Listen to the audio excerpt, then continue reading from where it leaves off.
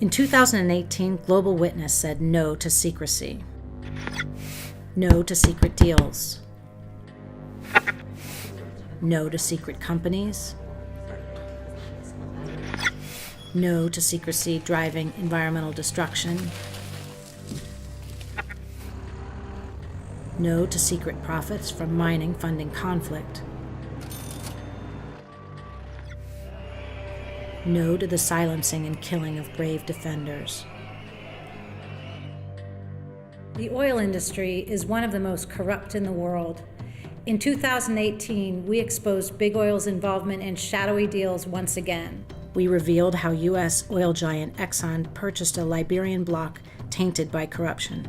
As the company put it, the block had, quote, issues regarding U.S. corruption laws, including possible ownership by former government officials. But Exxon bought it anyway, with some of its money likely going to former politicians. That means that money that should have been available to enable the Liberian government to meet basic human needs like education and healthcare likely lined private pockets instead. For years, U.S. oil and gas companies have tried to kill a law intended to stop them from signing corrupt oil deals around the world. Through this campaign, we called on the U.S. government to protect an oil and gas transparency law known as Section 1504 of Dodd-Frank. It's laws like these that help us uncover deals done in the notoriously corrupt and opaque oil and gas sector. This law must be protected.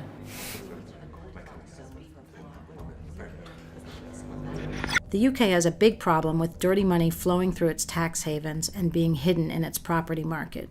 We made sure it was a problem the government could no longer ignore. First, we exposed how 86,000 properties across the UK are owned by anonymous companies, allowing criminals to stash money from corrupt dealings in the UK property market. Next, amid the fallout from the Skripal poisonings in Salisbury, we showed the startling amount of Russian money flowing to British overseas territories, including the proceeds of crime and corruption. Days after we published our research, something amazing happened. The UK government announced that the UK's overseas territories, places like the Cayman Islands and the British Virgin Islands, would have to open up. They'd have to introduce public registers of the real owners of their anonymous companies, so they wouldn't be anonymous anymore. Opening up the overseas territories will really change things and make it much harder for criminals and the corrupt to get away with all manner of crimes.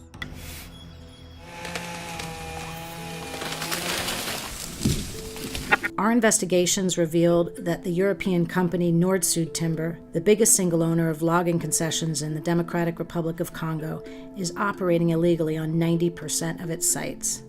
Our findings also exposed that a global web of secrecy, made up of tax havens and shell companies listed in Liechtenstein, Dubai, and Hong Kong, is facilitating the illegal trade of timber from the DRC. The Democratic Republic of Congo is one of the world's most important biodiversity hotspots. It is home to 2/3 of the world's second largest tropical rainforest and plays a vital role in regulating the global climate. Our investigation called on France and Norway to stamp out illegal logging in DRC and prevent the further destruction of this vital ecosystem.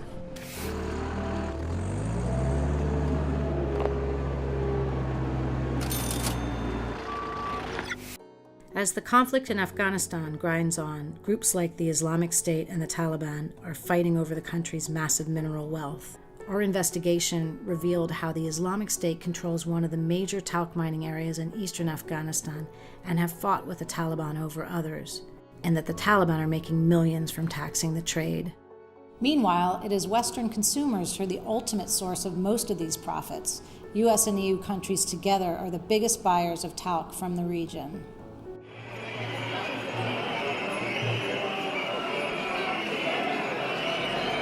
Our annual report showed the world is deadlier than ever for land and environmental defenders.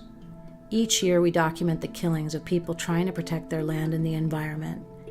This year there was a rise in the number of women and men killed to 207, the highest total we've ever recorded. What's more, our research has highlighted agribusiness, including coffee, palm oil, and banana plantations, as the industries most associated with these attacks. The concern generated by our report has allowed both Global Witness and local activists to have conversations with those institutions and individuals who need to change their behaviour to keep defenders safe. That includes the Colombian government, the Mexican government, development banks, and the European Union, which needs to ensure that its investors are not backing abusive projects abroad.